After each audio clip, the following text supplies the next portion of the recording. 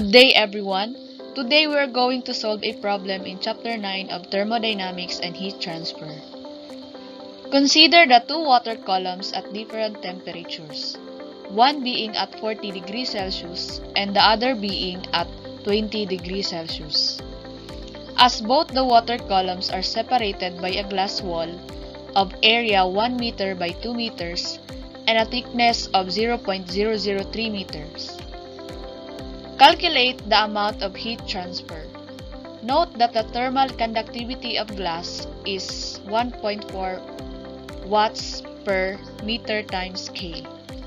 So we have the given. The temperature in hot medium is 40 degrees Celsius.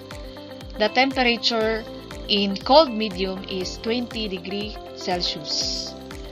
So we have the thermal conductivity, which is 1.4 watts per meter times K, and a thickness of 0.03 meters. So in this problem, we will calculate the heat transfer. So since our temperature is in degrees Celsius, we will convert it into Kelvin. So 40 plus 273 is equal to 303 Kelvin. And our cold temperature is equal to 20 plus 273, which is equal to 293 Kelvin. So before calculating the amount of heat transfer, we will solve first the area, which is equal to 1 meter times 2 meters. So the area is equal to 2 meters squared.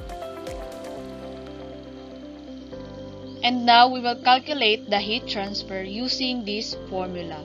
Q is equal to K times area times the temperature hot minus the temperature cold all over the thickness. So we have 1.4 watts per meter times K times the area, which is 2 meter squared, times the temperatures 313 minus 293 Kelvin all over the thickness, which is 0.03 meters. So the heat transfer is equal to 18,667 watts. So by dividing it by 1,000, we have 18.67 kilowatts.